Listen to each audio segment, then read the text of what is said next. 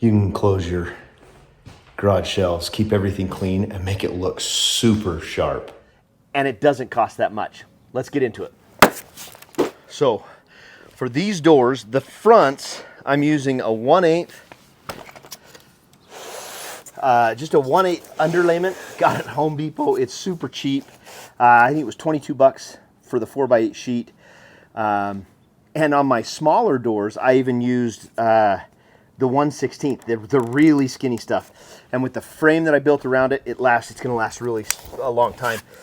What I'm going to do is cut these down to size. Now, when I cut these down to size, my overall door width, I'm building the door to be 2 inches bigger than the opening all the way around. So I know that I want this door. Let me get the measurements so that we do this right. Measure twice, cut once, or however that saying goes. Okay, so on this door, the overall width of the door is going to be 39 inches, but that includes the trim piece that I'm putting on out here. So it's going to be 39 inches by 82 inches. I want this to be 1.5 inches short all the way around, so 3 inches total on each side. So what I mean, so if you can imagine, it's going to be 1.5 inches short of the trim on this side and 1.5 inches short on the trim on the top side. So 3 inches total. So from 82 inches tall, I'm going to take 3 inches away from that, and this is going to be 79 inches tall. Then I'm going to do the same thing. I want it 39 inches wide, so I'm going to cut that down, take 3 inches off of both sides, or off of total. 1.5 inches off this side, 1.5 inches off this side, and I'm going to cut this at 36 inches. So let's go ahead and cut that. To do that, I'm going to use this Craig sled. I'm going to set this is a 48-inch piece of underlayment. I'm going to set this at 12 inches, cut it off this far side. I take 12 inches off, that'll leave me 36 on this side. And I just do that because the sled doesn't go up to 36 inches. Okay, I'm just going to take this, I'm just going to run it right down the side. I love this Craig tool. Check out for links in the bottom because it is the coolest. If you are using this kind of a saw setup where you've got the insulation underneath here, I would recommend make sure that your underlayment or your whatever you're measuring is off the edge. It's possible for your tape measure to be on the insulation instead of the underlayment, and that'll give you an inaccurate measurement, and you'll be really disappointed when everything comes up shorter than it's supposed to be. So make sure that your underlayment or whatever it is that you're measuring is well off. Find your measurement. Again, I want this at 79 because the overall door height is 82 inches. So there's 79 right there. You find out how far that is from this. We're at 17. So I'm going to set my track at 17 inches and I'll cut this top piece off. So on this Craig tool, I'm going to set, here's my 17 mark, so I'm just going to slide my line to 17. Right on the dot there. Clamp it shut. Same thing with the measurement. Make sure that the edge of this guide is going on the underlayment or whatever it is that you're cutting. If you angle in like this, your guide will start running along the insulation and you'll get a bad cut. Okay, so I've got the face of my first door cut out. I'm going to set this to the side. We'll paint this before we put the trim on it because I've got two different colors that I'm doing. So we'll set this aside.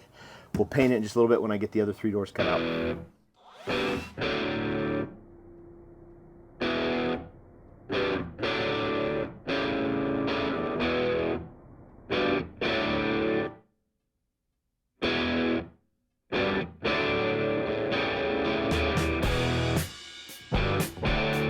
Now I've got those painted, let's grab the trim pieces that I mentioned.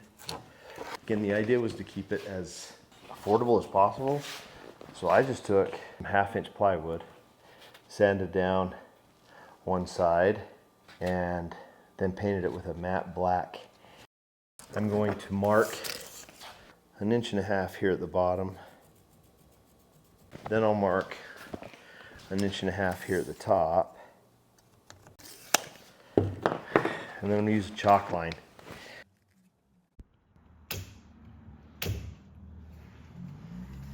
Then I'll do the same thing on the other one. Now I've got already cut the top and bottom. And then I'm going to do the same thing. I'm going to mark 1.5 inches here.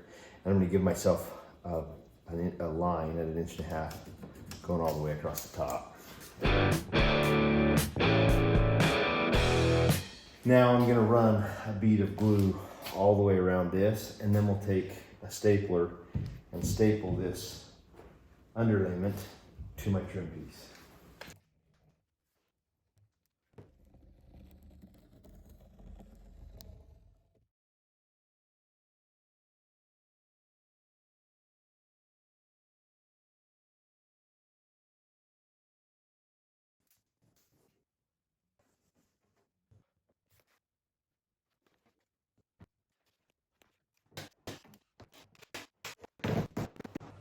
Now if you've done your 1.5 inches right, that should give you a really snug surface right there.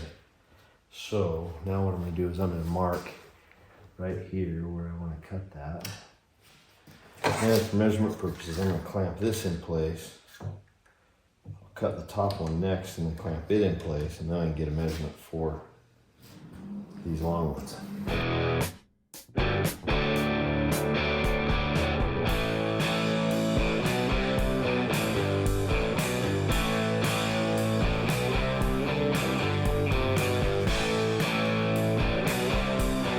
First thing I'm going to do is a bead of glue around here, then I'll clamp it down and hold it in place, and while it's held in place with the clamps, I'll put some 1-inch screws into it, and then we're just going to repeat that process all the way around the door.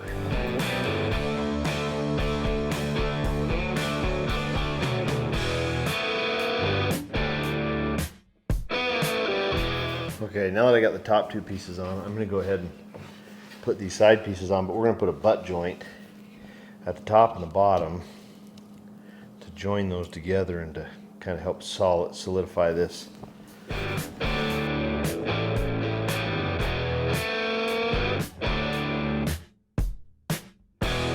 Glue here, then I'm going to clamp it down.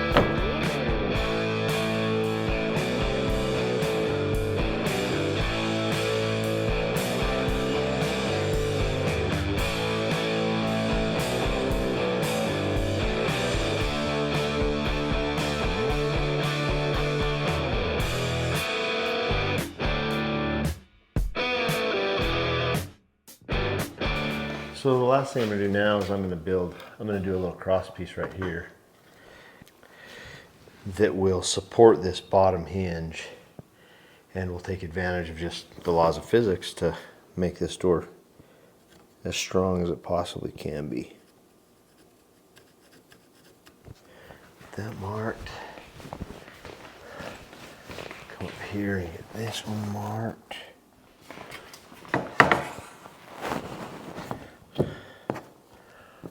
Fit right in there just like it should. I'm going to draw a line like this. And then I'm going to put glue on the other side of that line. Where did my glue go? There it is.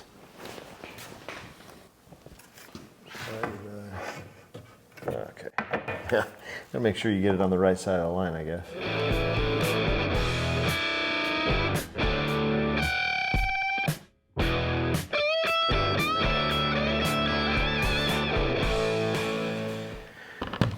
And then I'm going to take and just go set this on the ground. I'm going to put a weight right here to hold that into the glue and let it set up overnight. And then tomorrow morning this will be ready to hang. I'll also, once this is all set up, I'll paint these edges black so it matches the trim.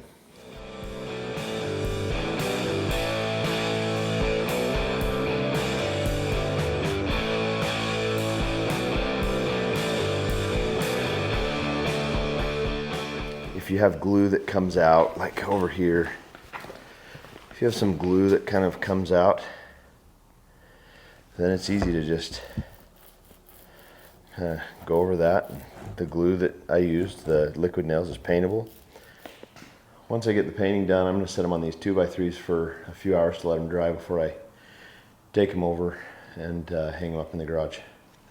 The biggest amount of stress on the hinges is going to be while they're closed. So I'm going to reinforce the hinges while the door is in the closed position with this little block here. I've got myself a line 3/4 up from the bottom of this, of the door. Then I'm going to put this block at that line. And basically what that means is that when the door is closed, it's going to be resting on this block, removing the weight from the hinges and the stress. And then the trim piece is going to cover the edge of the door by 3/4 of an inch.